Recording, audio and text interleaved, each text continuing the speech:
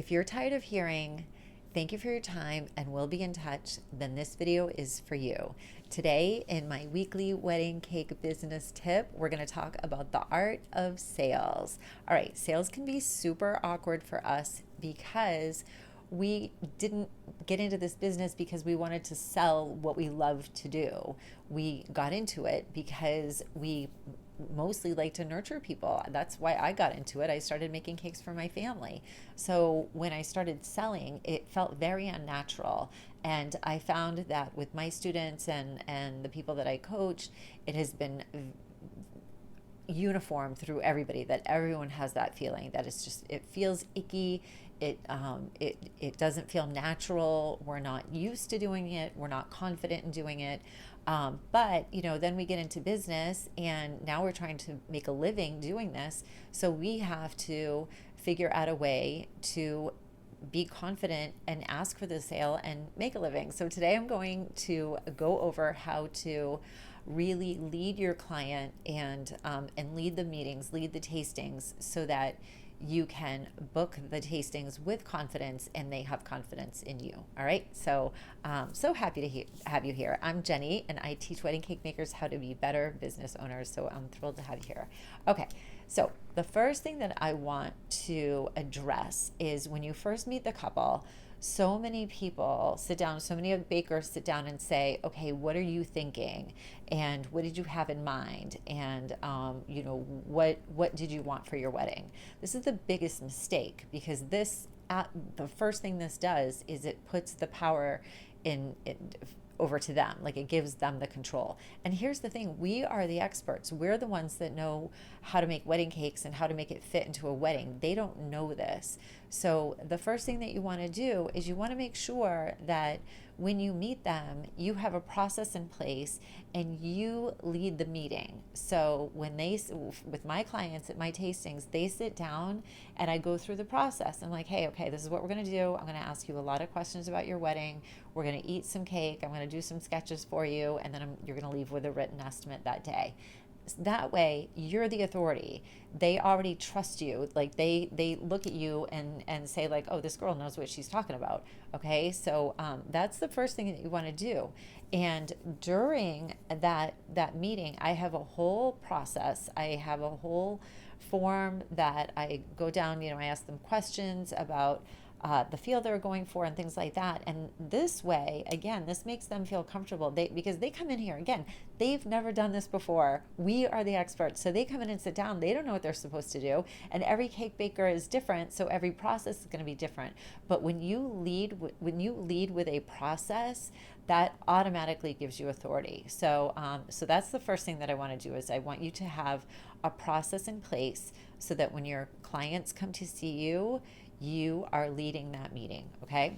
And then the second thing that I want you to do is I want you to hold the meeting at a place on your terms, okay? Now, I know this can be difficult for some people that don't have a storefront or don't have a place in their home that they can meet people, but avoid all you can, if you can at all, please avoid meeting at a coffee shop, because what that does, now you're on neutral ground, and now the ball is in nobody's court. Okay, so you want the ball to be in your court when you're meeting with them. So even if you do have to meet at a coffee shop, maybe do it in a place where you have something established where like that's your spot, so that you're there first and they come in to meet you and you have everything set up, and maybe you have a relationship with the coffee shop owner or something like that, or maybe it's at a hotel, but whenever you can, please have it on your terms. If you're doing it from your home, just set up a nice place in your home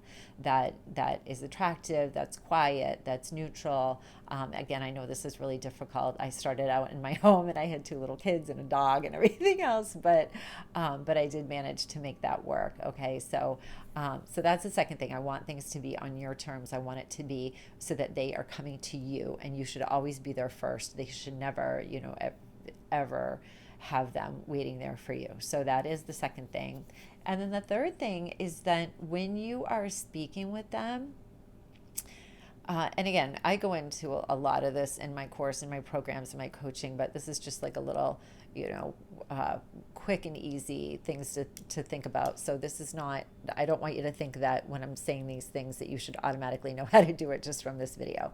But what I wanted to say is that when you are speaking to your clients, you want to have a confidence that comes with no apologies. So, for instance, when you're asking for pricing, and I know it's very difficult for us to price our cakes. Again, this is something that I go into in my program. But when you're talking about pricing, you don't want to be apologetic. This is your pricing. This is your process. These are your cakes. This is your business. You can run it however you want to. So never apologize for a price, because you know what? That's the other thing too. People can sense that and they can pick up on that, and they're going to be like, "Oh my God, she doesn't like if she's not confident, how are we going to have confidence in her?" Okay? So when you're speaking to your clients, I want you to speak to them with no apology. And you don't have to be aggressive or rough or anything like that, but don't say it in a way that it's open-ended or ended with a question or something like that. Like this is the cake I designed for you. This is the pricing. Okay? So that's one thing that I want you to do. And then when you are done with the meeting, you go over exactly what is going to happen next. So for instance, with me, after I go over everything, okay, this is the cake that I designed for you, not the cake that they came in and told me to make. This is the cake that I told them something, like I gave them ideas. Okay, so that again sets you as the authority. So this is the cake we designed for you. This is how much this particular cake would cost. And if you would like me to book the date, I would need a deposit to lock in the date, and then the rest of the stuff can happen after. And then this is another thing too, like you tell them the whole process. You explain your process instead of just, here, give me a deposit and then your cake is booked and see you later. Okay. So I just want to make sure that you are telling them exactly what to expect at that meeting. And that way, again, that gives them confidence in you because you have confidence in your own process. And then what happens is after time, you will see that this just comes naturally. So you meet with your clients on your terms, in your setting, whatever that setting is. You lead them through the meeting with the process that you came up with. They don't lead the meeting, you lead the meeting.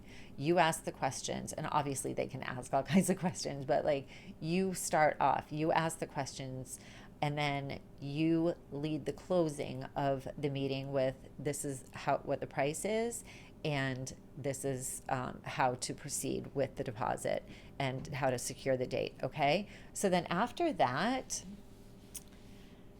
just like dating, everything relates to dating in the gym for me, for business for some reason, but just like dating, you don't chase them, okay? Because they can sense that too. If you are chasing, if you are desperate, they're going to pick up on that. So after that tasting, after you've given them all the information, you just kind of sit back and say, let me know if you have any questions. Let me know if you would like me to hold the date for you, or if you have any questions about that process or anything else. You know how to reach me, and then they can make the decision then. And I'm telling you, 99 out of 100 of my couples book me on the spot. They don't even walk out the door because I'm letting them walk out the door. I've given them the information. I have positioned myself as the authority. I have helped them through the process and led them through the process so that they feel taken care of. They feel that they can trust me. They feel like they want me to be a part of their team.